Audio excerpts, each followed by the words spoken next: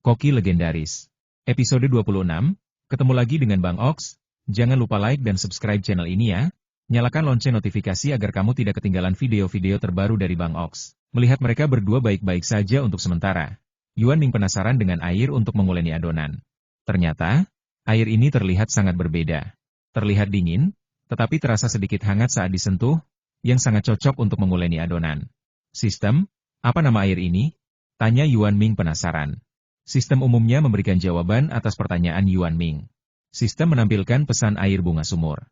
Air ini diambil dari sebuah sumur di desa berusia 1000 tahun dengan populasi yang makmur.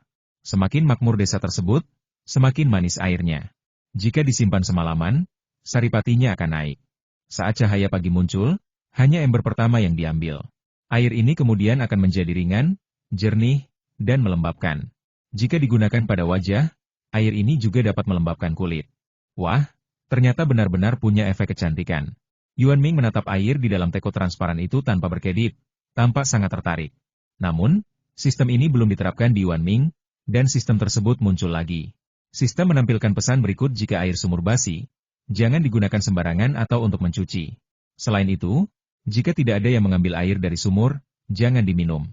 Yah, itu memang hal yang rumit, kata Yuan Ming tanpa daya. Namun, solusinya selalu diciptakan oleh manusia. Yuan Ming berencana menyediakan camilan ini setiap pagi agar ia bisa menggunakan air sumur untuk mandi.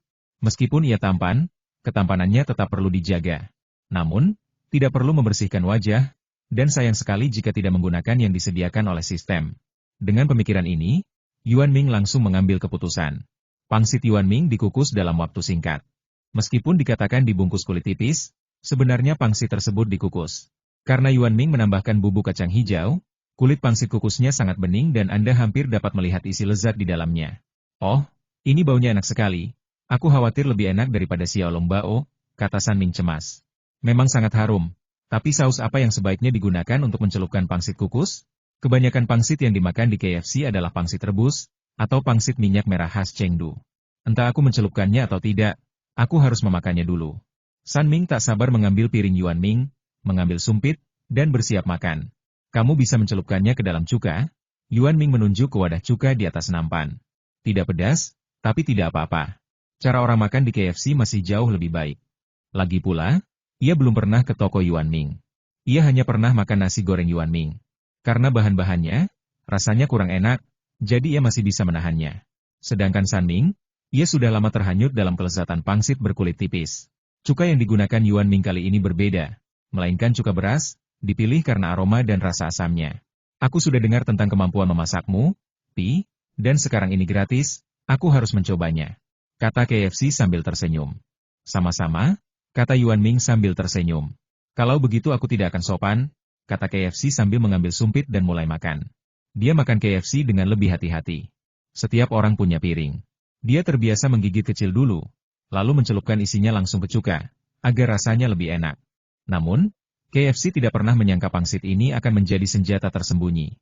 Melihat pangsitnya yang bulat dan montok, isiannya yang cantik hampir terlihat, dan sepertinya tidak ada kuah sama sekali. Namun KFC tiba-tiba mengeluarkan 2 suara mendesis berturut-turut, dan dia pun makan sambil mendesis.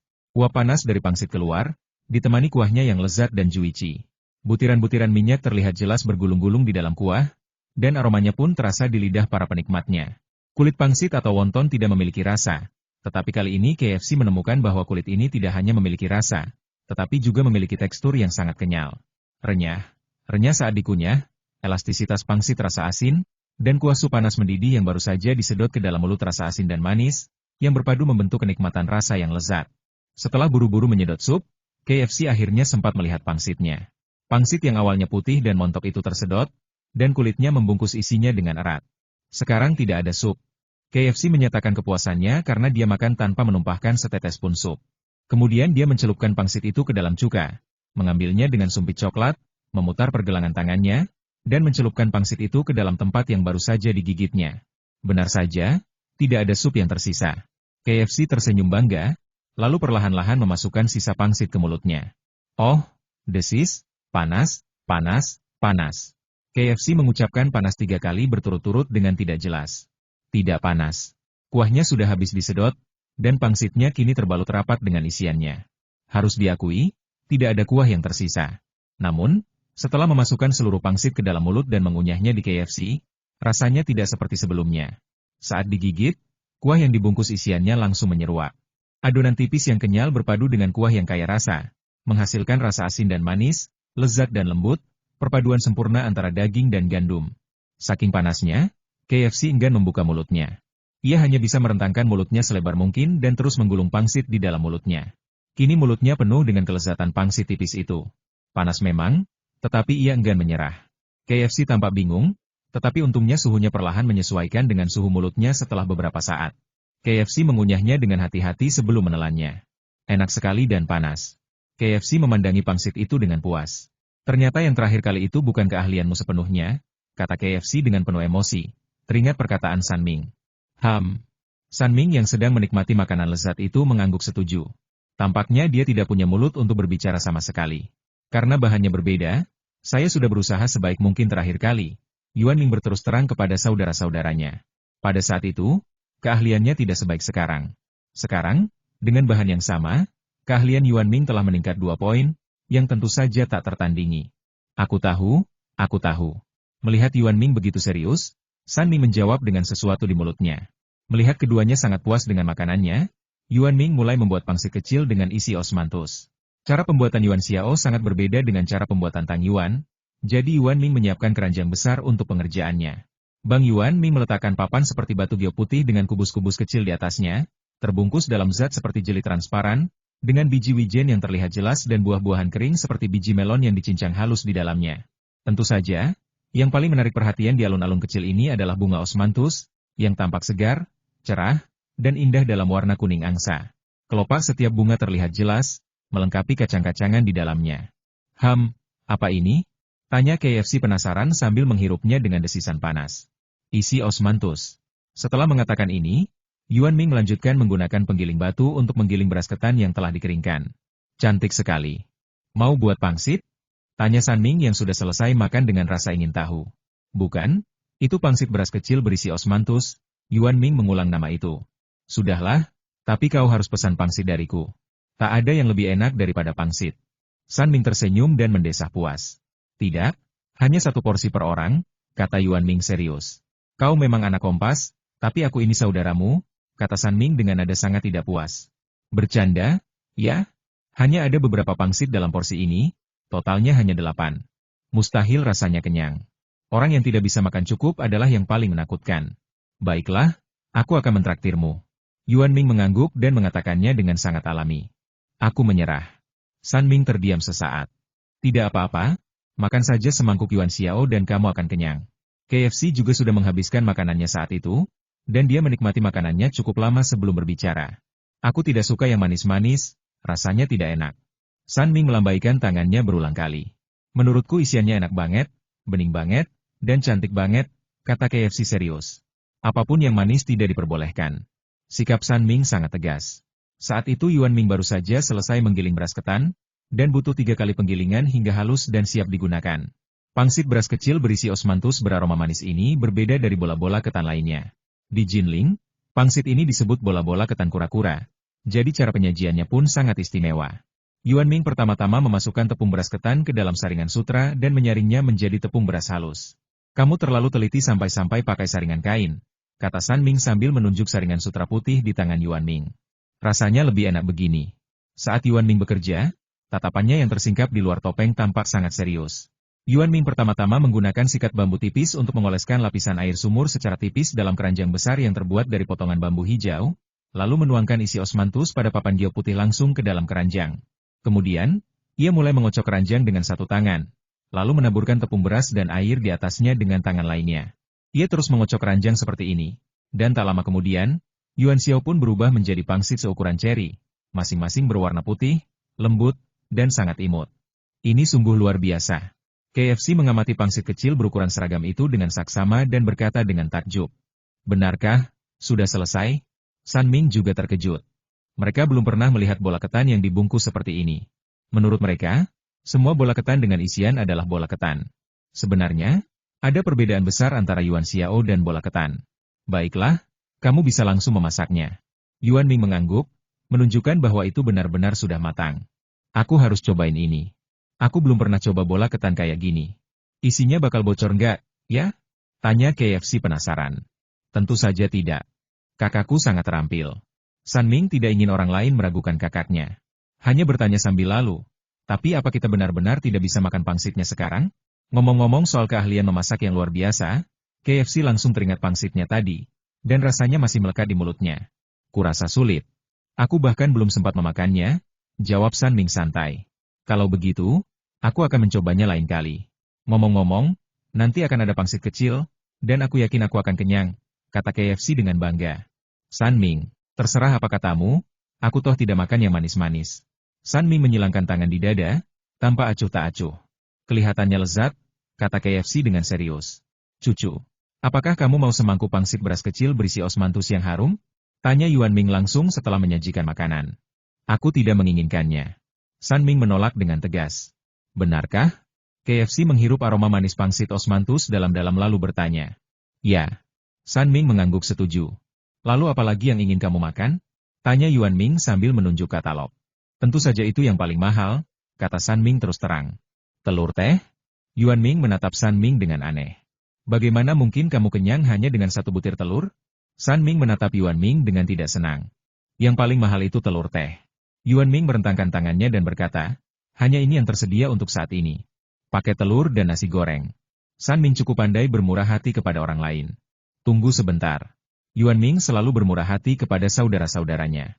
Yuan Ming langsung membuat makanan lain. Dan KFC juga mulai memakan Yuan Xiao kecil dengan isian osmanthus. Indah sekali. Bagaikan mutiara yang jatuh di atas piring giok, seru KFC. Babi besar dan babi kecil, kan? San Ming menjulurkan kepalanya untuk melihat dan benar-benar tidak suka yang manis-manis. Kamu nggak punya selera.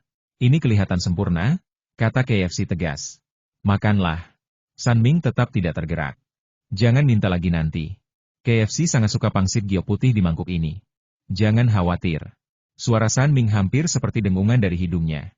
Dan KFC sama sekali tidak peduli padanya. Dia hanya menyendok satu dengan sendok dan memasukkannya ke dalam mulut.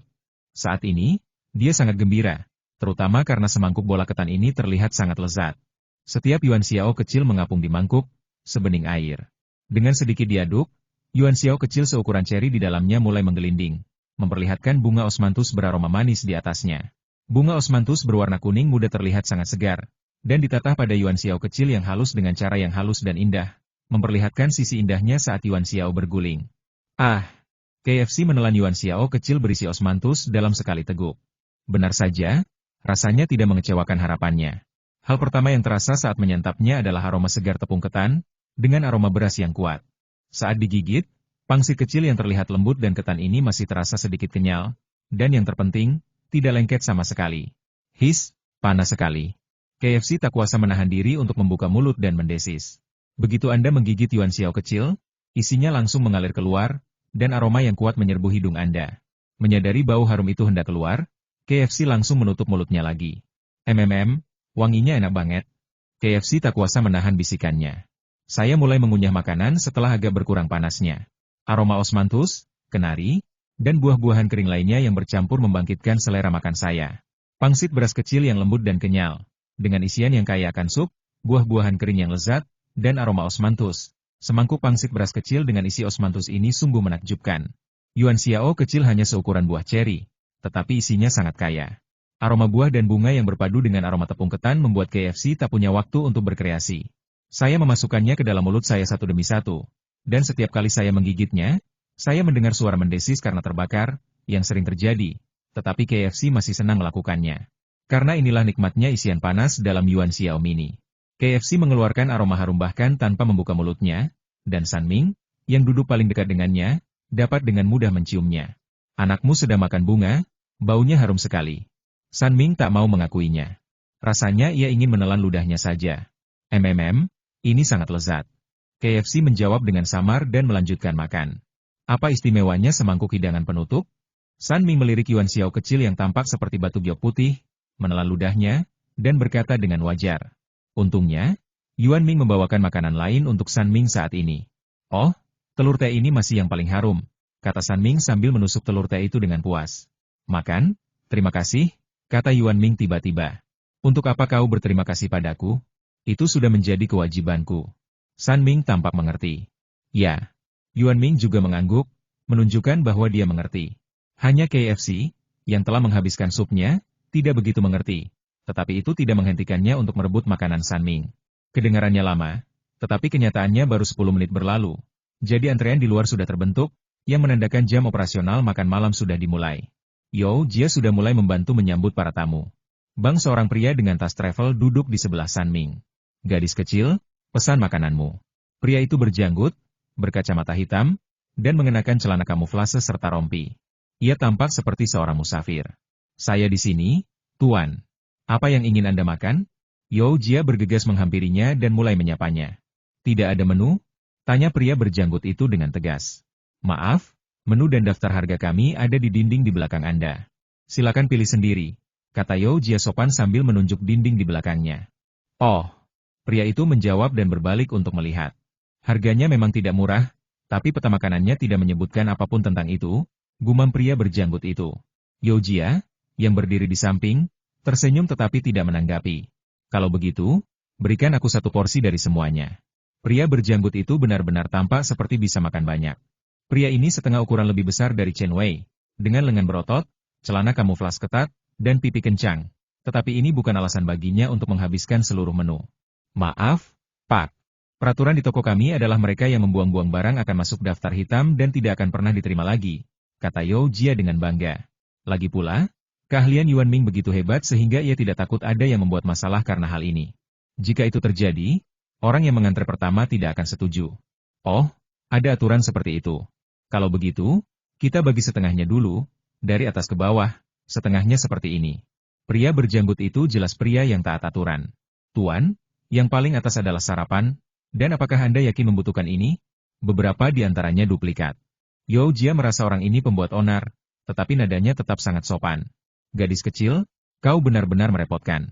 Aku memesan satu set nasi goreng, dan ini sisanya, kata pria berjanggut itu sambil menunjuk beberapa hidangan.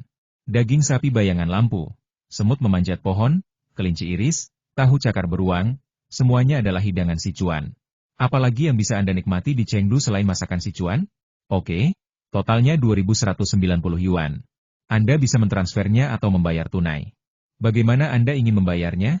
Tanya Yo Jia sopan. Mahal sekali, gumam pria berjanggut itu, lalu berkata, aku akan mentransfer uangnya. Setelah berkata demikian, ia mulai mentransfer sejumlah uang ke nomor sana. Setelah Yo Jia mengonfirmasi bahwa uang telah ditransfer, ia melaporkannya ke Yuan Ming dan mulai mempersiapkan. Saya tidak tahu bagaimana makanan di tempat ini. Pria berjanggut itu mengatakannya, dan jelas bahwa dia sudah siap. Kata-kata orang ini didengar oleh San Ming yang sedang menikmati sup rumput laut dengan nyaman. Ia menelan sup itu dan berkata, keahlian memasak kakakku sangat bagus, dan dengan harga segitu, rasanya sangat berharga untuk bisa memakannya. San Ming mengatakan ini dengan keyakinan dan ketulusan. Adikmu? Fokus pria berjanggut itu bukan pada rasanya, melainkan pada gosip. Tentu saja. Lihat, orang yang memasak dengan sangat baik itu saudaraku, kata San Ming dengan bangga sambil menunjuk Yuan Ming yang sedang mengaduk wajan. Oh, rupanya kau cukup cakap. Pria berjanggut itu juga tampak seorang pencinta kuliner. Benar. Saat orang lain mengaduk wajan, nasi selalu tumpah. Tapi lihatlah adikku, tak ada sebutir nasi pun yang jatuh. Sungguh keahlian yang luar biasa. San Ming menunjuk ke tepi panci Yuan Ming. Saking dekatnya, hampir semua orang yang duduk di meja panjang melengkung itu bisa melihatnya. Pinggiran panci Yuan Ming sangat bersih, tidak seperti tumisan wok lainnya. Anda bisa tahu masakan apa yang dimasak hari ini hanya dengan melihat pinggiran pancinya. Sungguh menakjubkan. Pria berjanggut itu setidaknya bisa membuat makanannya sendiri. Jadi dia tahu bahwa teknik ini cukup canggih. Ini pertama kalinya kamu ke sini? Apa rekomendasimu? Tanya San Ming santai, mengingat apa yang baru saja dikatakan pria itu. Saya melihat pengantar di peta makanan, lalu pergi ke forum. Saya melihat semua orang merekomendasikan tempat ini, jadi saya datang ke sini.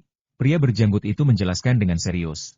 Pantas saja, peta makanan itu memang tentang saudaraku. Tunggu saja dan makanlah, tapi hati-hati dengan lidahmu, kata San Ming sambil tersenyum. Oh, pria berjanggut itu tampak bingung. Jangan sampai tertelan, kata San Ming sambil tertawa bangga. Tidak, tidak. Pria berjanggut itu pun tertawa dan menggelengkan kepalanya. Dia telah bepergian ke banyak tempat dan menyantap berbagai macam makanan lezat. Bagaimana mungkin dia bisa seperti ini hanya karena sebuah toko kecil? Meskipun bisnisnya memang sedang booming, Pria berjanggut itu tetap sangat yakin akan hal itu. Kamu akan tahu setelah memakannya, kata San Ming langsung tanpa membantah.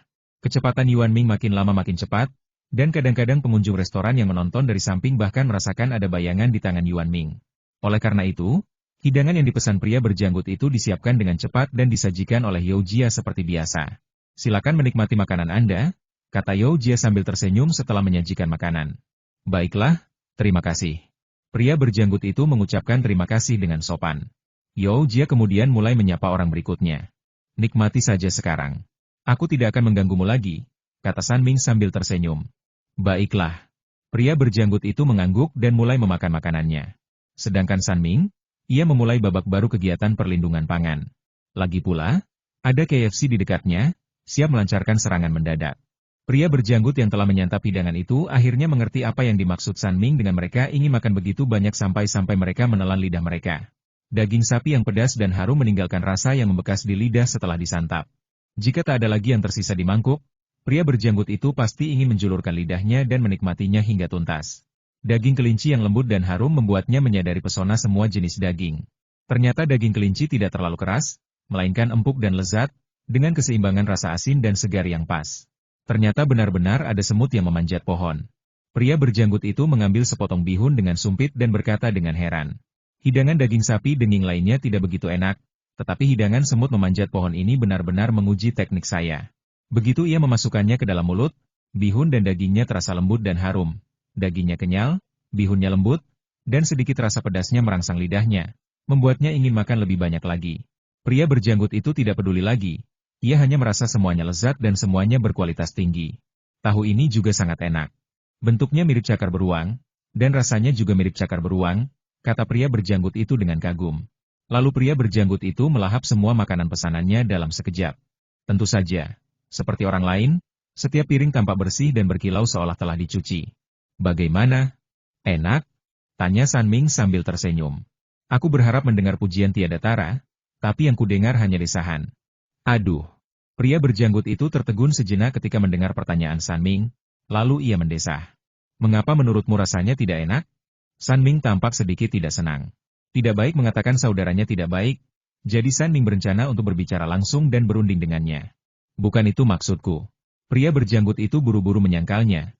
Wajahnya yang berjanggut tampak bingung. Apa artinya itu? Tanya San Ming. Gadis kecil, beri aku segelas jus semangka. Pria berjanggut itu menggoyangkan gelas kosong itu dan berkata kepada Yao Jia yang berdiri di sampingnya. Saya tahu tentang transfer uang. Melihat Yao Jia sepertinya ingin mengatakan sesuatu, pria berjanggut itu berkata langsung. Setelah melakukan semua ini, pria berjanggut itu akhirnya menjawab pertanyaan San Ming. Aku akan sedih hanya dengan memikirkan tidak bisa makan sesuatu seperti ini lagi. Kupikir tidak apa-apa, datang saja lagi. San Ming tampak tenang. Saya di sini untuk wisata. Pria berjanggut itu menggelengkan kepalanya. Kalau begitu, datanglah dan bermainlah beberapa kali lagi. Ada begitu banyak orang yang datang ke kota kami setiap tahun. San Ming merasa bahwa hal ini sama sekali bukan masalah di dunia yang berteknologi maju saat ini. Saya punya prinsip hidup. Saya tidak akan pernah pergi ke suatu tempat untuk kedua kalinya. Ketika berbicara tentang prinsipnya, pria berjanggut itu menjadi jauh lebih serius. San Ming sedikit tercekat oleh ini. Mereka berdua punya prinsip. Ia menatap pria berjuluk kompas itu, lalu menatap pria di sebelahnya dengan wajah serius. Kamu bisa makan di sana begitu Bos Yuan buka cabang. Sela KFC di samping tepat pada waktunya. Ya, cabang. Pria berjanggut itu tampaknya menyadari apa yang terjadi dan tampak bahagia. Bos, mau buka cabang di Yuecheng? Tanya pria berjanggut itu sambil menunjuk tempat yang belum pernah dikunjunginya. Apakah Anda meminta saya untuk membuka cabang? Tanya Yuan Ming dengan tenang. Baik, Bos, buka cabang saja. Lebih baik di Yuecheng atau Lanzhou. Dua-duanya juga boleh, kata pria berjanggut itu dengan sigap. Maaf, saya tidak punya rencana membuka cabang, tolak Yuan Ming dengan serius. Pria berjanggut itu terdiam. Yuan Ming, yang baru saja menyelesaikan permintaan lain, tampak cerdas dan kembali menyiapkan makanan. Tentu saja, ia memuji kemampuan berbicaranya. Adikku membuatnya begitu lezat, dan kamu sangat menyukainya. Datanglah lagi. Beberapa prinsip bisa diabaikan, San Ming menasihati dari samping. Tidak ada tempat atau hal yang bisa membuatku datang ke sini lagi, kata pria berjanggut itu dengan sungguh-sungguh. Prinsip yang aneh. Sebenarnya, San Ming ingin mengatakan aneh. Lagi pula, Dialah yang rugi kalau tidak datang ke sini dan tidak bisa makan makanan enak. Benar saja, pria berjanggut itu sekarang merasa sedih. Akan lebih baik baginya untuk kembali lagi. Aduh, makanan lezat itu langka. Pria berjanggut itu mendesah, lalu menyesap jus semangka yang baru saja dituangkannya. Mereka langka. Apa kau benar-benar tidak mau datang? San Ming benar-benar tidak mengerti prinsip pria berjanggut itu. Yah, tidak jadi. Pria berjanggut itu mengangguk. San Ming dan KFC saling memandang dan berhenti mencoba membujuknya. Setiap orang punya prinsipnya masing-masing. Meski beberapa di antaranya tampak aneh, tetapi prinsip itu ada di sana. Pria berjanggut itu meneguk jus semangka, menikmati setiap tegukannya dengan saksama. Ia meminumnya perlahan dan santai, lalu mengambil ranselnya dan berdiri untuk pergi. Dari awal hingga akhir, dia tidak pernah menyapa Yuan Ming atau hal semacam itu, dan tentu saja dia tidak menoleh ke belakang. Pria yang aneh. San Ming mendesah. Masih orang aneh yang berprinsip, lanjut KFC. Oke, ayo kita pergi setelah selesai makan. Kita sedang mengganggu bisnis kakakku. San Ming melambaikan tangannya dan memanggil KFC. Aku tahu. Ayo pergi. KFC mengangguk dan berdiri. Pi, kami pergi dulu. Sampai jumpa lagi, teriak San Ming keras. Baiklah, selamat tinggal. Yuan Ming meletakkan piringnya, berbalik, dan menjawab dengan serius. Kemudian San Ming menikmati perlakuan Mbak Bintang, dan hampir semua pengunjung menatapnya. Lagi pula, Yuan Ming memang tidak banyak bicara selama jam kerja. San Ming keluar dari toko Yuan Ming dengan KFC di tangannya. Apakah orang ini teman bos Yuan? Pengunjung baru itu sangat penasaran. Ya, dia kakaknya bos. Suara lembut Loli terdengar dari belakang, dan itu adalah MU Xiaoyun dengan kuncir kuda kembar. Bukankah ini Xiaoyun? Lama tak berjumpa. Pelayan restoran yang familiar itu langsung menyapa sambil tersenyum. Baiklah, sekolah akan segera dimulai, jadi ayo kita pergi ke sekolah. MU Xiaoyun masuk bersama MU Xiaojie, dan mengangguk dengan serius ketika mendengarnya. Apakah nilai Xiaoyun menurun? Para pengunjung tetap pada dasarnya memperlakukan MU Xiaoyun seperti keponakan mereka sendiri. Jadi wajar saja jika mereka menanyakan hal ini. Tidak, aku datang ke sini untuk makan malam bersama kakakku hari ini, kata MU Xiaoyun bersemangat. Baiklah, aku baru saja selesai makan, jadi aku akan mempersilakanmu duduk. Pelayan restoran yang sudah kukenal itu menarik temannya dan berkata sambil tersenyum. Terima kasih, Paman. MU Xiaoyun menarik pemuda tampan itu untuk mengungkapkan rasa terima kasihnya. Sama-sama. Ayo pergi. Pelayan restoran itu menarik temannya keluar pintu. Para pengunjung restoran yang bertanya pun semakin bingung. Dulu aku bekerja di sini saat liburan, jelas MU Xiaoyun. Kemudian pengunjung restoran itu mengerti mengapa begitu banyak orang yang menyambut gadis kecil itu. Yao Jia, yang berdiri di sampingnya, jelas tidak keberatan dan berjalan mendekat untuk menyapanya dengan sopan. Kalian berdua ingin makan apa? Kakak, katamu. MU Xiaoyun menarik MU Xiaojie dan berkata, aku mau nasi goreng, kamu mau apa? MU Xiaojie diam-diam menghitung uangnya dan berkata dengan nada hati-hati. Aku ingin makan mie. MU Xiaoyun berpikir sejenak dan bertanya dengan ragu-ragu. Tentu, kakak akan mentraktirmu. MU Xiaojie menghela napas lega. Untungnya, uangnya cukup. Kak, kami mau nasi goreng telur dan mie kuah bening saja, perintah MU Xiaoyun dengan cekatan. Oke, tunggu sebentar, jawab Yao Jia sambil tersenyum, lalu menyerahkan menu kepada Yuan Ming. Kebetulan sekali MU Xiaoyun dan MU Xiaojie datang ke sini untuk makan malam hari ini. Awalnya, ibu MU Xiaoyun sedang dalam perjalanan bisnis dan mengirimnya ke rumah ayahnya. Namun, ayah MU Xiaoyun harus lembur hari ini, jadi ia hanya bisa mengizinkan mereka berdua datang ke sini untuk makan malam sebagai kompensasi. MU Xiaojie yang licik menahan sebagian uang untuk bermain game. Tentu saja MU Xiaoyun tidak tahu. Kak, apa yang ayah berikan sudah cukup? Apa kakak mau aku bayar sedikit? Tanya MU Xiaoyun cemas. Tidak apa-apa. Aku akan mengganti kekurangannya. Aku tidak menginginkan uangmu, kata MU Xiaojie dengan murah hati. Terima kasih, saudaraku. MU Xiaoyun tersenyum manis. Ya. MU Xiaojie menegakkan punggungnya dengan gembira, seolah-olah dia benar-benar memiliki sesuatu yang ekstra. Setelah beberapa saat, Yuan Ming membawa makanannya sendiri. Makanan untuk kalian berdua. Yuan Ming meletakkan makanannya, tetapi tidak langsung pergi. Terima kasih, bos. MU Xiaoyun sangat senang bertemu Yuan Ming lagi. Lagi pula, Yuan Ming sangat memperhatikannya selama bekerja di sini. Sama-sama. Ayo makan malam, tanya Yuan Ming serius. Ya, aku sudah lama tidak mencium aroma lezat masakan bos, jadi adikku mengajakku ke sini untuk mencobanya hari ini. MU Xiaoyun tampak senang. Bagaimana perkembangan belajarmu? Yuan Ming bertanya tentang kemajuan belajarmu seperti para tetua biasa lainnya. Jangan khawatir, bos. Nilaiku bagus. Mu Xiaoyun mengangguk serius, kuncir kuda kembarnya bergoyang mengikuti kepalanya, membuatnya terlihat sangat imut. Bagus, kalian bisa makan. Setelah mendengar jawaban yang memuaskan, Yuan Ming kembali ke tempat duduknya dan mulai bekerja. Bos Yuan tidak terlihat galak. Mu Xiaojie menghela napas lega. Tentu saja bosnya bukan orang jahat, dia orang yang sangat baik, kata Mu Xiaoyun langsung membela diri. Aku tahu, tapi ini pertama kalinya aku melihatnya bicara sebanyak itu. Mu Xiaojie tampak terkejut. Tidak mungkin, bosnya orang yang sangat baik dan perhatian, kata Mu Xiaoyun sambil tersenyum dan yakin, mengingat pengalamannya bekerja di toko itu. Alasan utamanya adalah karena dia tampak seperti tidak ingin ada yang mendekatinya, jadi menurutku dia sangat galak. Mu Xiaojie hanya bertemu Yuan Ming saat melamar pekerjaan, jadi dia tidak mengenalnya dengan baik. Kurasa bos memang tidak tahu cara bicara. Mu Xiaoyun teringat bagaimana Yuan Ming terkadang menjawab pertanyaan yang tidak relevan dengan ekspresi serius di wajahnya, lalu mulai tertawa sambil menutup mulutnya. Baiklah, sudahlah, kita makan dulu saja. Aku hampir kelaparan. Mu Xiaojie mencium aroma nasi dan langsung kehilangan minat pada yang lain. Ia mengambil sumpit dan mendesak. Ya. Mu Xiaoyun mengangguk dan mulai makan. Dengan 10 menit tersisa sebelum waktu makan malam, Shin Min masuk ke toko. Kamu datang sepagi ini? Tanya You Jia dengan heran. Yah, kelasnya lebih sedikit. Shin Min mengangguk. Kalau begitu, mari kita pergi bersama? Tanya You Jia.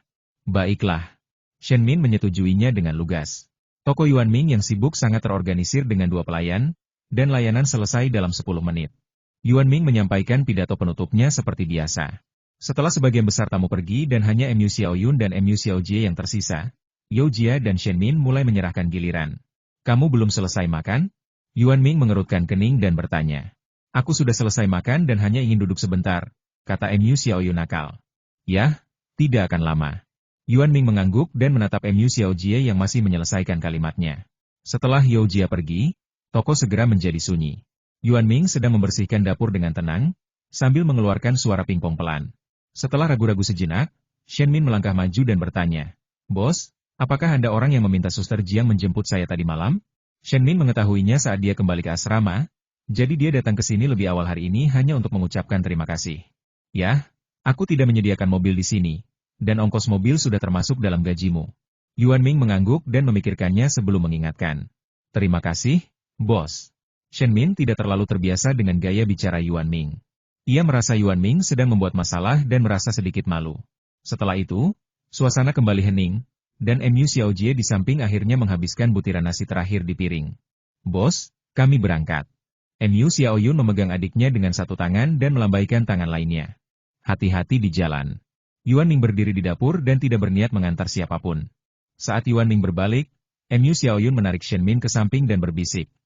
Melihat Shen Min sedikit malu, Mu Xiaoyun membiarkan adiknya, Mu Xiaojie, pergi lebih dulu. Ia menarik Shen Min dan mulai berbicara. Kakak, maksud Bos Yuan, kamu bisa naik taksi nanti. Kalau terlambat, kamu bisa pulang duluan. Setelah berkata demikian, Mu Xiaoyun berkedip nakal. Benarkah? Shen Min tampak skeptis. Benarkah? Dulu aku magang di sini selama 2 bulan, kata Mu Xiaoyun yakin. Kini Shen Min mulai sedikit mempercayainya. Ia menatap Yuan Ming, lalu Mu Xiaoyun, dengan ragu. Kalau begitu aku pergi dulu. Selamat tinggal, Kak. Melihat Shen Min tidak begitu tertekan, Mu Xiaoyun berlari keluar untuk menemui kakaknya. Meskipun Shen Min setengah percaya dan setengah ragu, ia tidak berani bertanya lagi. Lagi pula, Yuan Ming baru saja mengatakannya. Apalagi yang bisa ia tanyakan? Ia hanya bekerja dengan lebih saksama. Yuan Ming tengah bersiap untuk jam kerja malam dengan tertib, sementara You Jia yang baru saja pulang kerja sedang dalam suasana hati yang buruk. You Jia baru saja naik bus untuk pergi ke sekolah malam ketika teleponnya berdering segera setelah dia naik bus. Di layar yang berkedip-kedip, 2 karakter Li Fang terlihat sangat mencolok. Kenapa orang ini? You Jia mengerutkan kening dan menatap ponsel yang berkedip terus-menerus untuk waktu yang lama sebelum mengangkat telepon. Jia, kenapa kamu baru saja menjawab telepon? Begitu telepon tersambung, terdengar suara laki-laki yang terdengar agak tidak sabar dari ujung sana. Suaranya bagus, keras dan terang, tetapi isinya tidak begitu bagus. Ada apa? Wajah You Jia cantik, alisnya berkerut, dan nadanya tenang. Aku nggak bisa cari kamu kalau nggak ada masalah. Gimana kuliah malammu? Tanya suara laki-laki itu dengan nada bercanda, seperti biasa. Aku baik-baik saja. Aku mau ke kelas, kata You Jia sambil hendak menutup telepon. Tidak, Saya hanya ingin bertanya apakah Anda mau bekerja di sini. Saya baru saja dipromosikan menjadi kepala Departemen Hidangan Dingin. Suara laki-laki itu terdengar sangat tegas dengan nada yang sedikit superior. Tidak perlu, aku sudah dapat pekerjaan, juga di hotel. Yo Jia menolak. Pekerjaan bagus apa yang bisa kau dapatkan? Jam kerjanya tidak menentu. Kau tahu aku bekerja di Hotel Bintang 4. Kali ini suara pria itu terdengar jelas arogan. Namun, hal ini membuat Yo Jia semakin jijik. Memangnya kenapa kalau bintang 4? Masakan bosku jauh lebih enak daripada masakanmu, kata Yo Jia sambil mencibir dan mengiyakan. Jia, jangan bicara omong kosong. Koki kami memang koki kelas 1. Keahlian memasaknya setara dengan restoran cepat sajimu. Dari suaranya, terlihat jelas bahwa pria itu memasang ekspresi meremehkan. Tidak percaya? Datanglah ke restoran kami dan coba sendiri. Tentu saja, kamu harus mampu membelinya, kata Yo Jia dengan percaya diri. Haha. Restoran lalat itu semahal apa sih? Aku akan datang menemuimu besok. Nada bicara pria itu sangat datar. Jangan salahkan aku karena tidak mengingatkanmu kalau kamu tidak mampu. Aku harus pergi ke kelas, kata Yo Jia langsung saat mereka hampir tiba di stasiun. Kirimkan saya alamatnya. Yo Jia menutup telepon sebelum pria itu selesai berbicara. Setelah berpikir lama dengan ponsel di tangan, Yo Jia mengirimkan alamat toko Yuan Ming. Mungkin ada baiknya memberi pukulan pada pria sombong ini. Yo Jia sangat membenci orang ini. Pria ini bernama Li Fang, dan dia adalah teman kencan buta Yo Jia. Yo Jia bersikap sopan saat itu, tetapi penolakannya jelas. Namun, Li Fang jatuh cinta pada Yo Jia dan selalu menganggap dirinya sebagai pacarnya. Ini juga aturan dari pihak Yo Jia. Jika gadis itu tidak menolakmu pada kencan buta pertama, meskipun kamu bilang ingin berteman dulu, pria itu akan mengira kamu sudah punya pacar. Tentu saja, Yo Jia baru mengetahuinya belakangan. Jadi ini bisa dianggap sebagai gangguan. Sekalipun Yo Jia menolaknya dengan segala cara, baik secara halus maupun terang-terangan, itu tetap sia-sia. Li Fang bertekad untuk mencoba bergaul dengannya. Tentu saja, bekerja di Departemen Hidangan Dingin Bintang 4 adalah sesuatu yang membuat Li Fang bangga, dan tentu saja keterampilan memasaknya lebih dari itu. Selama setengah bulan terakhir, Yo Jia sudah sangat mengenal keahlian memasak bosnya. Dialah yang mengalahkan koki Renjian Shihua. Harga yang begitu mahal, antrean pelanggan yang panjang setiap hari, dan suasana yang sangat sederhana adalah bukti nyata keahlian memasak Yuan Ming. Yo Jia merasa jika Li Fang berani datang besok, bos Yuan pasti akan memberinya pelajaran dalam hitungan menit. Sekarang Yo Jia dapat belajar dengan tenang. Hari demi hari dan bulan berlalu, Yuan Ming bangun pagi-pagi sekali untuk berlari dan berolahraga, lalu membuka toko. Waktu sarapan terasa sangat tenang. Yuan Ming sibuk memikirkan keterampilan berbicara untuk menyelesaikan tugas, dan tidak menyangka bahwa seseorang akan datang ke restorannya untuk makan hari ini dengan rasa tantangan. Jumlah pengunjung pada siang hari masih sama, dan Yuan Ming sedang sibuk di dapur. Bos Yuan, 1 set nasi goreng telur. Buat 1 porsi tahu kaki beruang dan nasi. Semut memanjat pohon dan nasi putih jadi 1, Bos Yuan. Ada aliran pesanan yang terus-menerus dilakukan, dan toko kecil itu ramai dengan aktivitas. Bagi Li Fang, karena si cantik sudah punya janji, ia tetap senang pergi dan membantu mengawasinya. Ya, ia pikir Yo Jia memintanya untuk membantu memeriksa hasil karya sang bos. Lagi pula, dia adalah kepala bagian hidangan dingin di sebuah hotel bintang 4, jadi mudah baginya untuk mengelola restoran cepat saji. Selasa sore tidak sibuk, jadi Li Fang dengan mudah meninggalkan hotel dan menuju ke Jalan Taosi dengan setelan kasual. Tentu saja, saya naik bus. Kalau mau adil, Li Fang memang kelihatan menarik, tingginya sekitar 1,75 meter, perawakan sedang, dan pakaiannya rapi dan bersih, tetapi dia punya kepribadian yang sangat patriarki. Yo Jia, yang pernah menghubunginya, benar-benar tak tertahankan. Ia selalu bertindak sendiri dan meminta Yo Jia untuk tinggal bersamanya sebelum mereka resmi bersama. Alasannya tetap konyol, yaitu untuk menghemat uang sewa. Hal-hal lain bahkan lebih konyol lagi. Dia benar-benar meremehkan Yo Jia dan menganggap cintanya sangat mulia. Hal ini membuat Yo Jia sangat bingung. Dia belum pernah bertemu pria seperti itu sebelumnya. Stasiun Taosi Road, kita sudah sampai. Li Fang turun perlahan dari bus, mengeluarkan ponselnya, dan melihat alamatnya dengan saksama. Lalu dia berjalan ke jalan kecil. Wanita ini bahkan tidak memberitahuku alamat spesifiknya. Apa dia ingin aku menghitung penghuni setiap rumah satu persatu untuk rumah yang penghuninya lebih banyak? Li Fang melihat pesan teks itu dengan sedikit ketidakpuasan. Menurutnya, bagaimana mungkin ada begitu banyak orang seperti di hotel besarnya? Restoran yang tampak biasa saja ini hanya diisi 3 atau 5 orang, jadi bagaimana mungkin ramai? Namun, pada saat berikutnya Li Fang ditampar wajahnya, dan dia seperti mendengar suara papak. Ada 34 orang berbaris di depanku, begitu kentaranya sehingga tidak bisa dikatakan jumlah orang yang sedikit. Mungkinkah rumah ini? Li Fang tidak mempercayainya dan melangkah maju untuk melihatnya. Benar saja, saya melihat Yao Jia dengan hangat menyambut para tamu di dalam. Tepat ketika saya ingin masuk, saya ditarik kembali. Nak, kamu baru di sini? Ayo berbaris di belakang.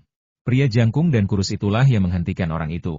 Mengapa kita harus mengantri di toko kecil ini? Li Fang sangat tidak puas. Kalau tidak mau antri, silakan pergi saja, kata lelaki jangkung kurus itu terus terang.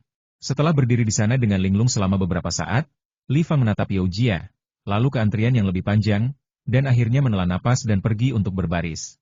Pria jangkung dan kurus itu terus berjalan ke kedua sisi antrean dan memperingatkan mereka yang tidak mengantri. Restorannya memang kecil, tapi pengunjungnya masih banyak, gumam Li Fang dengan nada tidak puas. Tapi ketika saya melihat orangnya keluar dengan cepat, saya kembali percaya diri. Rasanya pasti tidak enak, kalau tidak bagaimana mungkin disajikan begitu cepat? Lagi pula, makan di hotel butuh 1 atau 2 jam, tapi di sini hanya butuh sekitar 10 menit. Melihat situasi ini, Li Fang pun tenang dan mulai menunggu. Ia berpikir sebentar lagi ia bisa bertemu Yao Jia, lalu bisa langsung bercerita. Jika seseorang bertanya kepadanya bahwa pacarnya bekerja sebagai pelayan di restoran sekecil itu dan tak berguna, bagaimana mungkin Li Fang tetap menjadi supervisor? Orang-orang bahkan mungkin berpikir bahwa ia memperlakukan pacarnya dengan buruk. Memikirkan hal itu, saya mulai merasa cemas. Hei, Kak, boleh aku pergi dulu? Aku ada urusan mendesak. Li Fang mengeluarkan sebungkus rokok dan menyerahkannya dengan sopan. Kebetulan, orang yang mengantre di depannya adalah Ling Hong. Siang ini dia tidak ada kegiatan, jadi dia datang ke sini untuk makan. Siapa sangka dia agak terlambat dan harus mengantre. Suasana hatinya sedang buruk saat itu. Oh, biarkan saja. Siapa kamu? Ling Hong marah besar dan berbicara seperti gangster. Saudaraku, tidak baik kau memaki-maki aku. Li Fang mengerutkan kening, tetapi tidak menyingkirkan rokoknya. Kenapa kamu tidak ada apa-apanya? Tanya Ling Hong dengan penuh minat. Bukan itu maksudku. Aku hanya ingin bertanya. Li Fang tidak merasa terganggu. Lagi pula, ketika Ling Hong berbalik, ia mendapati pria itu berpakaian rapi dan keluarganya jelas berkecukupan.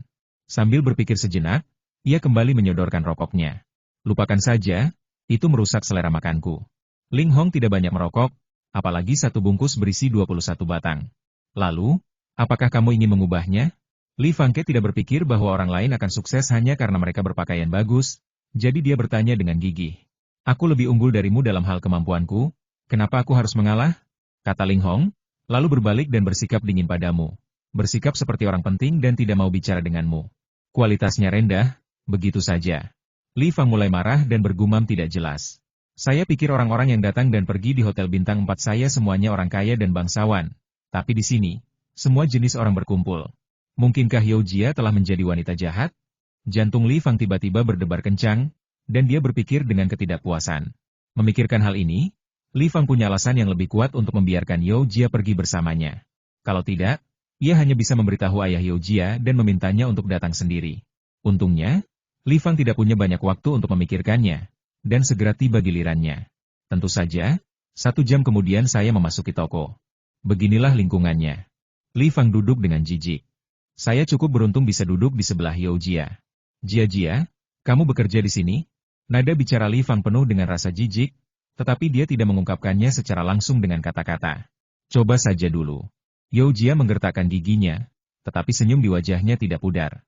Ikut saja denganku. Departemen makanan dingin kita masih kekurangan pekerja. Li Fang mengabaikan ketidakpuasan Yao Jia.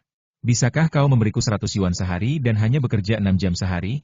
Yao Jia tidak lagi marah ketika melihat ekspresi Li Fang, tetapi malah bertanya dengan rasa ingin tahu. Omong kosong apa yang kau bicarakan, Jia?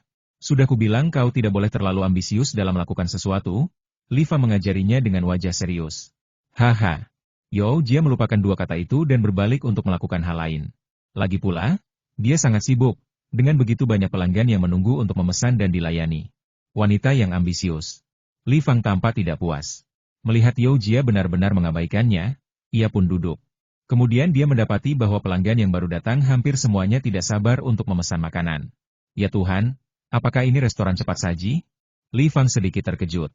Berbalik dan mengamati suasana di dalam toko, ia membenarkan dugaannya.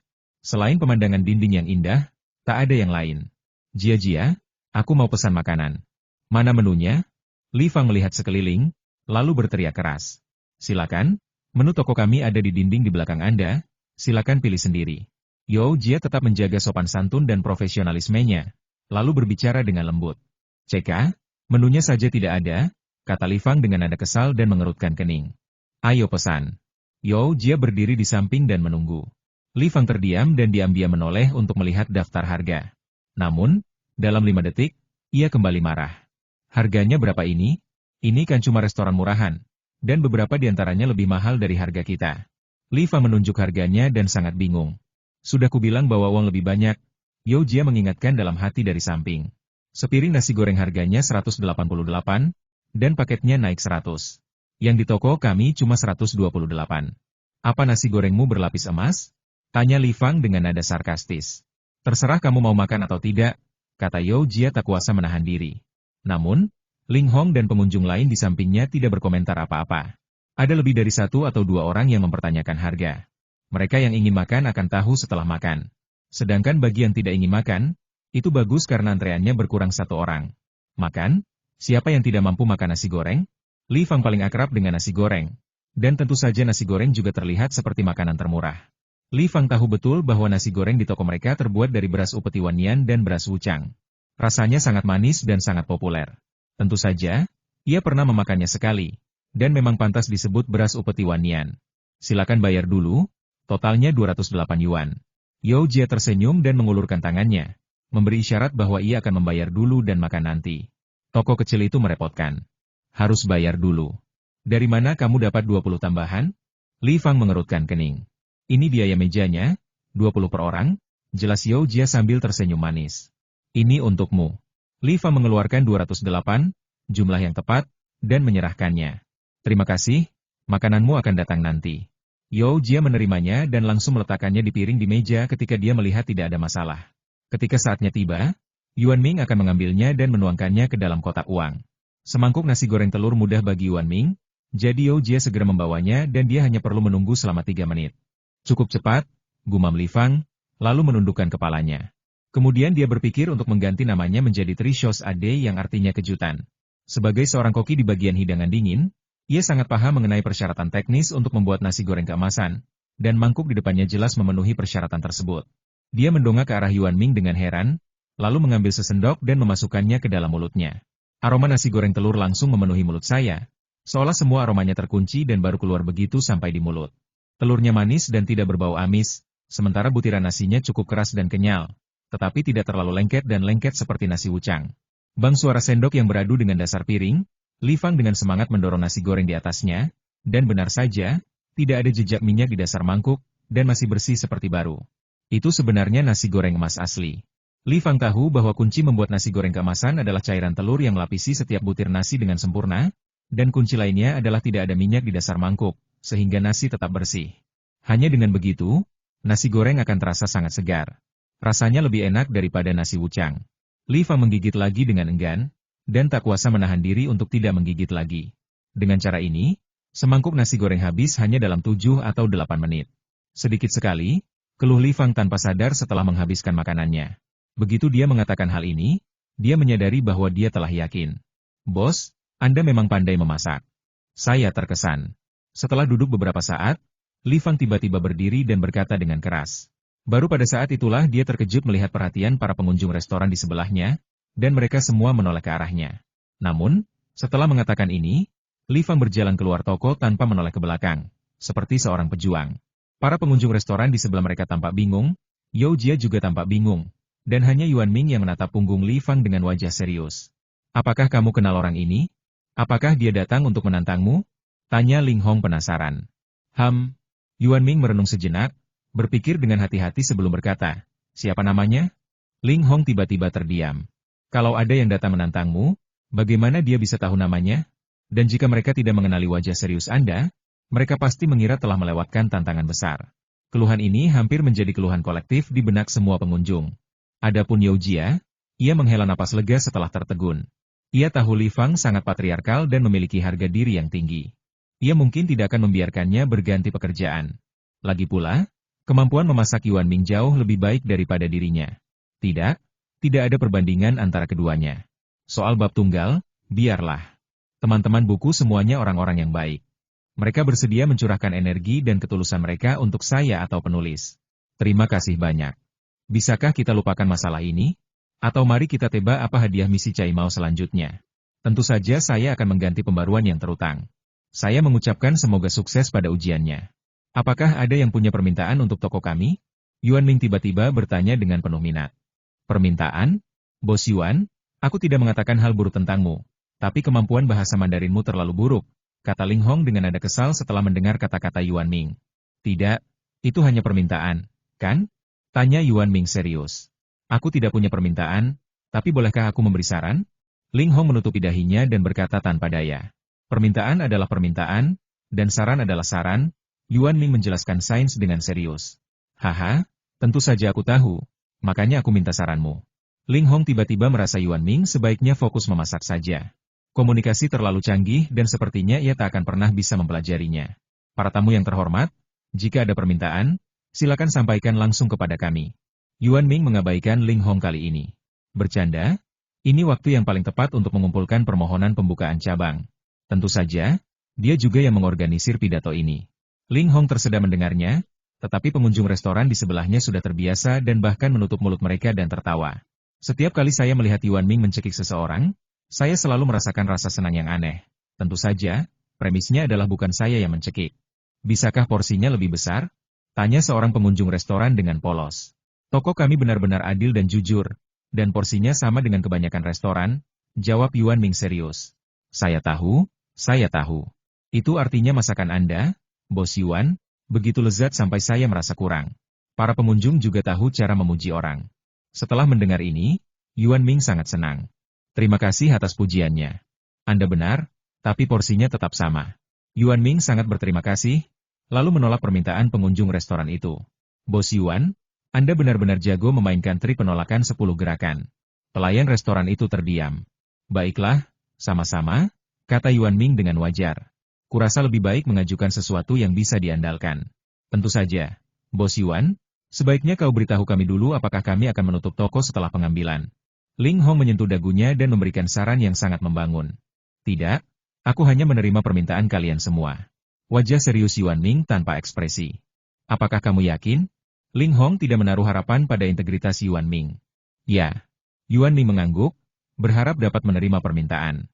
Ngomong-ngomong, saya melihat penyelesaian tugas, misi utama menjadi perwakilan makanan daerah. Hadiah tugas saat level ditingkatkan 1 level. Hadiah akan ditarik 1 kali dan 1 hadiah peningkatan akan diberikan. Saya khawatir ini hanya bisa diselesaikan setelah misi sampingan, pikir Yuan Ming dalam hati. Sedangkan untuk side quest-nya, berjalan lebih lancar dan beberapa di antaranya sudah selesai. Misi sampingan kumpulkan 100 permintaan untuk membuka cabang. Kemajuan tugas 28.100. Hadiah tugas resep untuk siku babi dongpo. Melihat hadiah ini, Yuan Ming merasa sangat gembira. Pria pada dasarnya adalah karnivora. Misalnya, Yuan Ming sering menyantap hidangan daging sapi denging. Sekarang sampaikan permintaanmu. Yuan Ming tampak serius dan berkata dia akan mendengarkan dengan saksama. Kamu bicara, aku akan mendengarkan, Yuan Ming menambahkan sambil mengolah bahan-bahannya. Kemudian Yuan Ming menerima serangkaian permintaan aneh. Misalnya, Bos Yuan, bisakah Anda memasang toilet? Kami sudah lama mengantre. Orang-orang memiliki 3 kebutuhan mendesak, dan para pengunjung mengatakan ini juga sangat penting. Toko kami kecil dan saat ini tidak menyediakan toilet, kata Yuan Ming lagi. Bos Yuan, bisakah Anda mentraktir saya makan? Tanya seorang gadis dengan nada yang sangat tegas. Tidak. Yuan Ming menyipitkan mata dan langsung menolak. Orang-orang nakal ini benar-benar memanfaatkan kesempatan ini untuk menipu uang. Gadis itu terdiam. Ceka-ceka, dia benar-benar tidak bisa menemukan pacar, kata Ling Hong dengan nada menyombongkan diri. Coba pikirkan, kalau Bos Yuan punya pacar dan pacarnya ingin pergi berbelanja atau semacamnya, apa yang harus kita lakukan? Bisik seorang pengunjung restoran di telinga Ling Hong. Ya ampun, benar sekali. Bos Yuan seharusnya masih lajang. Itu sehat dan ramah lingkungan. Seorang pengunjung restoran langsung setuju. Saya menyediakan tisu toilet. 2 volume. Kurasa Bos Yuan sulit menemukan pasangan, jadi jangan khawatir. Ling Hong menyentuh dagunya dan merenung sejenak sebelum berbicara. Yuan Ming mendengar semua ini, tetapi tidak peduli. Ia selalu percaya bahwa ia memiliki kecerdasan emosional yang tinggi, keterampilan yang hebat, keuntungan yang besar, dan ketampanan bahkan ketika ia tidak tersenyum. Ia pasti pria yang punya banyak wanita. Adler, bapak psikologi diri modern, pernah berkata bahwa jika Anda memuji diri sendiri setiap hari, Anda pasti akan menjadi dewa laki-laki. Nah, kalimat ini sebenarnya dibuat oleh Yuan Ming sendiri, tetapi dia sangat mempercayainya. Dalam satu malam, Yuan Ming hanya mengumpulkan beberapa permintaan aneh, tetapi bukan yang diinginkannya. Namun, di suatu tempat yang tidak diketahui Yuan Ming, beberapa orang datang berkelompok, siap mencoba hidangan di toko Yuan Ming. Lagi pula, hidangan yang dilaporkan di internet terlalu menakjubkan. Semua tamu ini ada di sini untuk berwisata dan bertemu untuk menikmati makanan lezat. Mereka memenuhi persyaratan Yuan Ming dengan sangat baik, datang dari tempat lain, dan menyukai makanan. Namun, Yuan Ming belum mengetahuinya. Apa yang terjadi di pintu semakin menarik perhatiannya. Halo, Tuan Yuan. Seorang gadis berseragam kebersihan oranye menyapa Yuan Ming. Ya, masih pagi hari ini? Yuan Ming mengangguk. Inilah saatnya menunggu kedai dibuka, jadi Yuan Ming berdiri di pintu dan terlihat oleh gadis yang menyambutnya. Ya, aku menggantikan orang lain hari ini agar aku bisa menghasilkan lebih banyak. Wajah gadis yang kecoklatan itu menunjukkan kegembiraan yang nyata. Lalu, bagaimana dengan simpul Cina yang kamu rajut? Yuan Ming tahu bahwa gadis itu juga bekerja paruh waktu berjualan kerajinan tangan. Jangan khawatir, Bos Yuan, sebentar lagi selesai, jawab gadis itu sambil memunguti sampah besar itu dengan hati-hati. Terima kasih atas bantuanmu. Yuan Ming mengangguk. Terima kasih sudah membuatkan begitu banyak. Mendengar itu, gadis itu berdiri dan mengucapkan terima kasih dengan tulus. Gunakan saja sebagai hadiah. Jangan terburu-buru. Nikmati saja, kata Yuan Ming tanpa berkedip. Bos Yuan, hasil karya Anda sungguh bagus. Sekarang semakin banyak orang yang datang ke jalan. Kontraktor tahu betapa kerasnya kami bekerja dan telah menaikkan gaji kami sebesar 50 yuan. Gadis itu semakin gembira ketika membicarakan hal ini, dan matanya menyipit membentuk bulan sabit. Ya. Yuan Ming mengangguk sedikit. Gadis itu tidak mengatakan sepatah kata pun dan pergi sambil membereskan dan menyapu. Namun, Yuan Ming melihat gadis itu berhenti ketika dia sampai di sudut jalan. Tidak ada apa-apa di sana kecuali sebuah Volkswagen hitam yang tak mencolok. Yuan Ming tiba-tiba teringat bahwa mobil itu sudah berada di persimpangan selama 2 hari. Namun, setelah beberapa saat, gadis itu menyapu seolah-olah tidak terjadi apa-apa, dan ia tampak menyapu dengan lebih hati-hati dan serius. Yuan Ming berbalik dan kembali ke tokonya. Gadis itu adalah Huang Ling. Yuan Ming telah mengundangnya untuk bekerja sebagai pelayan, tetapi ditolak. Kemudian ia memesan setumpuk simpul Cina besar dan kecil.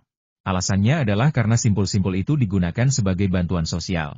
Karena semua orang tahu bahwa toko Yuan Ming berjalan baik, Huang Ling menanggapi pesanan itu dengan serius. Keesokan paginya, Yuan Ming dihentikan saat melakukan jogging pagi rutinnya. Bos Yuan, bisakah kau membantuku? Huang Ling, dengan sosok Chen-si, langsung menghentikan Yuan Ming. Ada apa? Yuan Ming berdiri diam dan tidak berhenti berolahraga. Beginilah yang terjadi, kata Huang Ling singkat. Kita tidak bisa reservasi. Dan apakah kamu yakin mereka akan datang untuk makan? Yuan Ming sedikit penasaran. Ya, jangan khawatir. Huang Ling mengangguk setuju. Oke, totalnya 100 yuan. Yuan Ming memikirkannya dan menyebutkan harganya. Benarkah? Tanya Huang Ling ragu. Hanya itu, kata Yuan Ming dengan tegas. Tapi aku ingat barang-barang di tokomu sangat mahal. Huang Ling sebenarnya tidak tahu harga pastinya, tapi jelas sangat mahal. Lagi pula, dia sering menyapu lantai di jalan ini. Saya bosnya. 3 pelanggan pertama akan mendapatkan diskon hari ini, kata Yuan Ming dengan sungguh-sungguh. Bos Yuan, aku tidak ingin kau seperti ini. Huang Ling menundukkan kepalanya, sedikit tidak senang. Baiklah, saya akan memberi Anda diskon saat suasana hati saya sedang baik. Misalnya, madu dan jamur putih di depan dijual seharga $1. Yuan Ming memberi contoh sebagai ilustrasi. Huang Ling memikirkannya dengan saksama dan menyadari bahwa ini memang benar. Lagi pula, toko Yuan Ming sekarang menjadi toko selebriti di jalan ini dan ada di peta kuliner. Jadi Huang Ling tahu tentang insiden $1 itu. Ya, terima kasih, Bos Yuan, tapi jangan salahkan aku. Huang Ling mengangguk dengan serius dan mengeluarkan selembar uang 100 yuan baru dari saku dalamnya. Baiklah, begitu. Yuan Ming mengambil uang itu, memasukkannya ke saku, dan melanjutkan jogging paginya. Selamat tinggal, Bos Yuan. Huang Ling berjalan pergi sambil membawa sapu dan tempat sampah tombol tekan. Setelah berkeliling jalan 2 kali, Yuan Ming kembali ke toko. Ia naik ke atas untuk mandi, berganti pakaian santai, lalu kembali ke toko untuk mulai menguleni adonan, bersiap membuat pangsit sup. Kali ini, Yuan Ming melakukannya dengan pintu toko terbuka sehingga dia bisa melihat Yao Jia tiba lebih dulu. Yao Jia adalah gadis yang sangat rajin. Ia datang ke toko setengah jam lebih awal setiap pagi untuk membantu mengantre. Yao Jia, kemarilah. Suara Yuan Ming terdengar dari balik topengnya. Selamat pagi, Bos. Wajah Yao Jia penuh senyum. dan dia tampak sangat bahagia. Apakah kamu bahagia hari ini? Yuan Ming berhenti sejenak dan bertanya. Ya, terima kasih, bos. Terima kasih banyak. Yao Jia merasa senang ketika teringat panggilan telepon tadi malam. Li Fang yang arogan akhirnya berhenti mengganggunya. Setelah dia membujuknya, Li Fang setuju untuk tidak mengganggunya lagi. Jadi Yao Jia sangat bahagia sejak tadi malam. Lagi pula, Li Fang bukan hanya seorang chauvinis laki-laki, tetapi juga suka memberitahu ayahnya dan memanfaatkan ayahnya untuk menekannya. Yao Jia benar-benar tidak bisa menerima ini. Baiklah, sama-sama. Yuan Ming mengangguk, seolah itu sudah biasa. Namun detik berikutnya Yuan Ming bertanya ada apa? Bukan apa-apa. Aku cuma mau berterima kasih sama bos karena udah ngasih pekerjaan yang bagus. Yao Jia terdiam sejenak, hampir ingin menyeka keringat di wajahnya. Cara bicara bosnya sungguh aneh, tetapi untungnya Yao Jia sudah terbiasa dan mengganti topik pembicaraan. Sama-sama. Bekerja keraslah, perintah Yuan Ming dengan serius. Jangan khawatir, bos. Yao Jia masih sangat serius ketika berbicara tentang pekerjaan. Setelah mendengarkan keluhan Yao Jia dengan saksama, Yuan Ming merasa bahwa bos ini cukup baik. Ia tahu bagaimana memperhatikan kehidupan spiritual karyawannya sebelum berbicara tentang bisnis.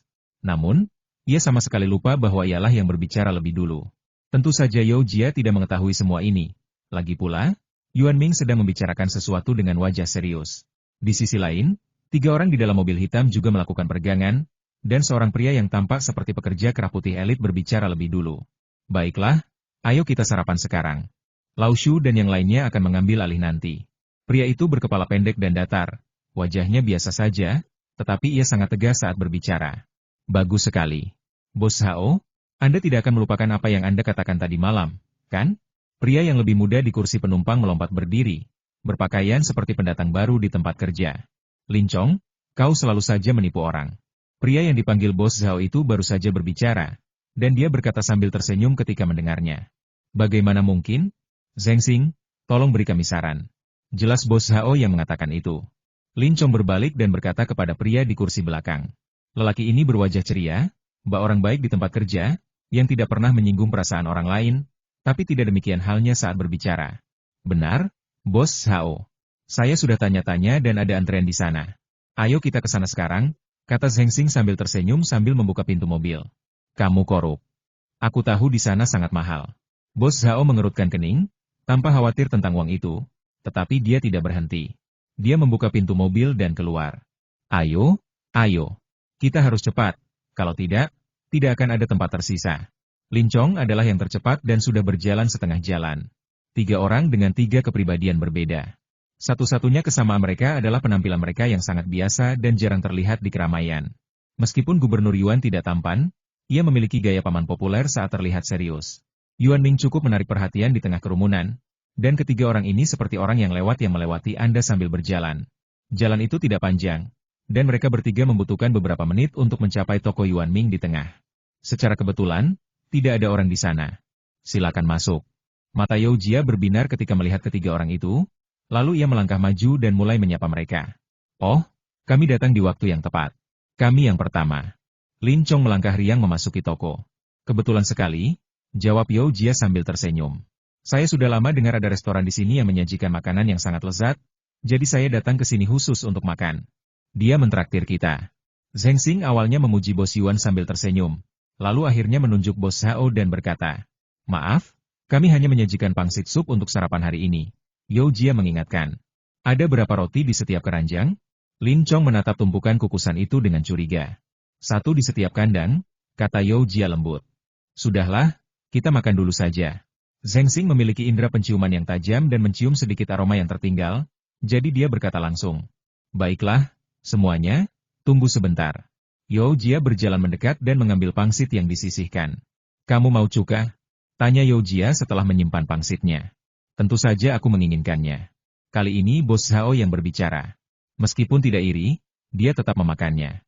Dia baru saja melihat roti ini harganya 66 yuan. Sayang sekali kalau dia tidak iri. Aku juga mau. Zheng Xing datang dengan persiapan matang. Dia pernah ke forum, jadi tentu saja dia ingin mencicipi cukanya.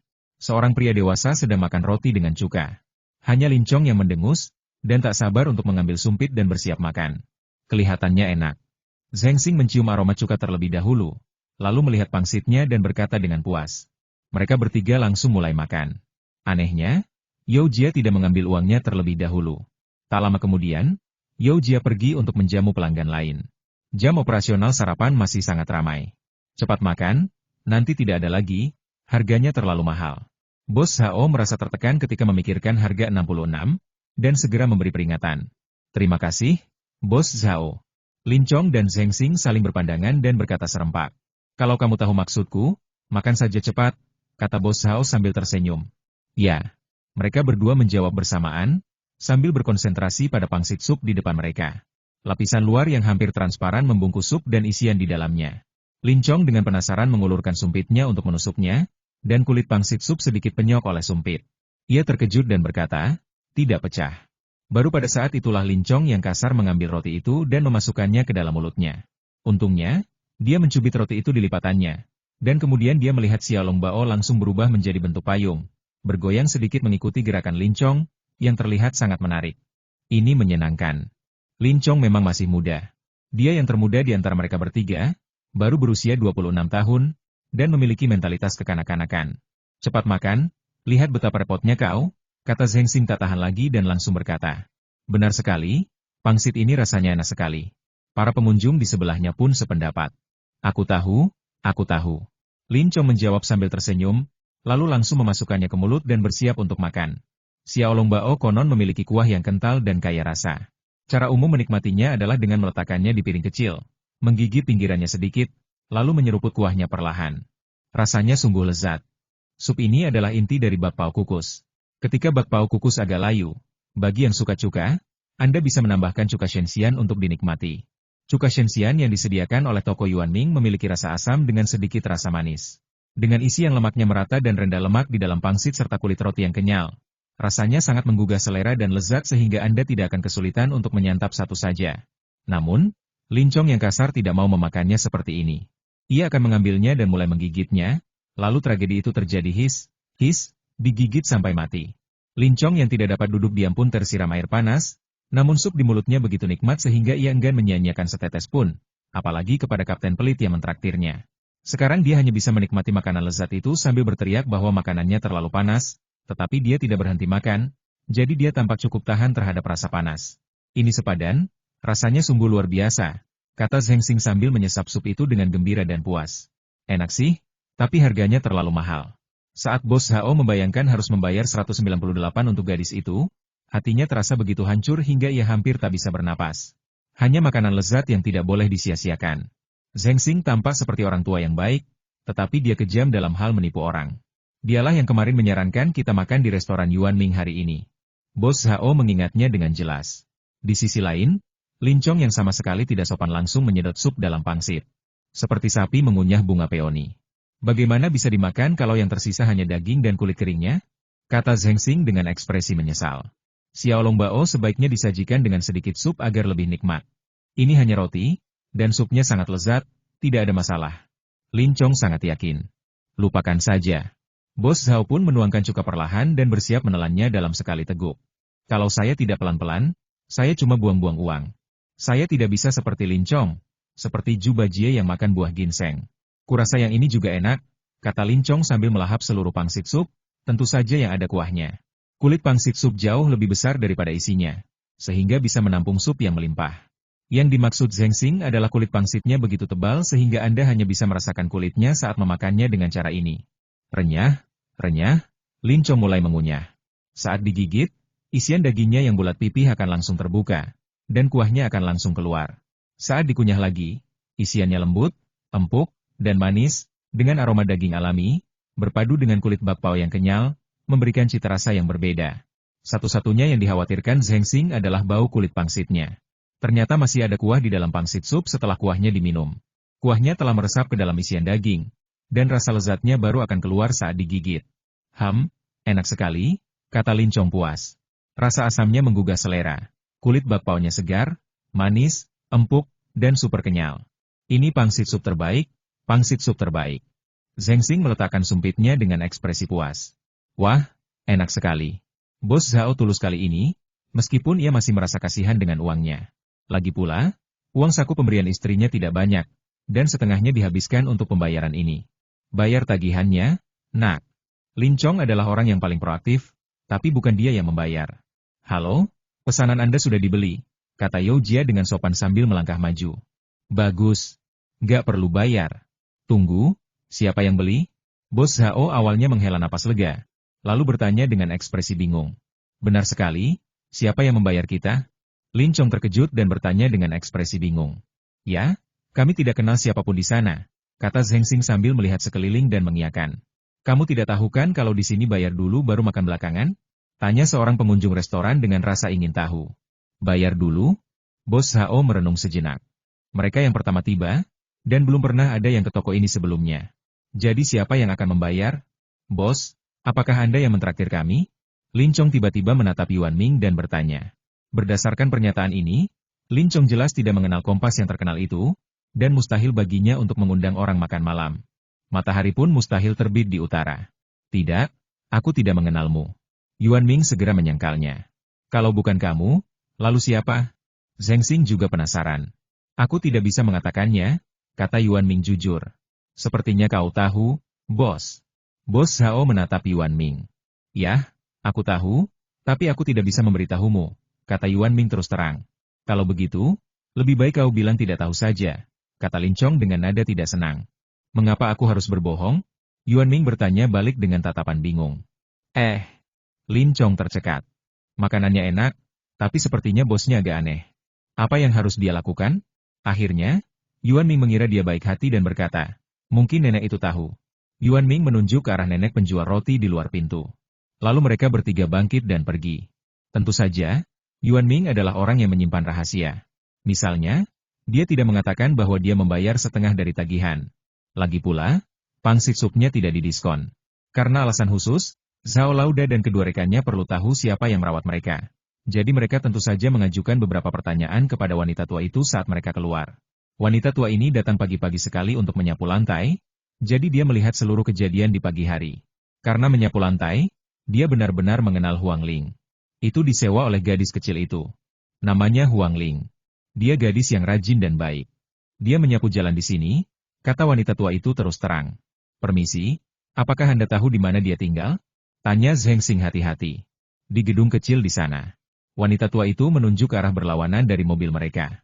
Tidak masalah, kata Lin Chong dengan suara rendah, lalu Bos Zhao mengucapkan terima kasih berulang kali kepada wanita tua itu. Lalu pergi bersama mereka berdua. Apakah kamu ingin memeriksanya? Tanya Zheng Xing. Tidak perlu, ini hanya masalah kecil. Masalah saat ini lebih penting, kata Bos Zhao sambil mengendurkan alisnya dan langsung. Pangsit supnya panas hari ini, Lin Chong mendesah. Ketika waktu sarapan hampir berakhir, Yuan Ming meminta Yao Jia untuk memindahkan sebuah kotak, tetapi sebelum kotak itu diletakkan, para pengunjung tidak sabar untuk bertanya. Tong, ting, ting, ting. Istirahat dulu bosku. Lanjut ke video berikutnya dan jangan lupa like dan subscribe channel ini ya. Nyalakan lonceng notifikasi agar kamu tidak ketinggalan video-video terbaru dari kami, Tong, ting.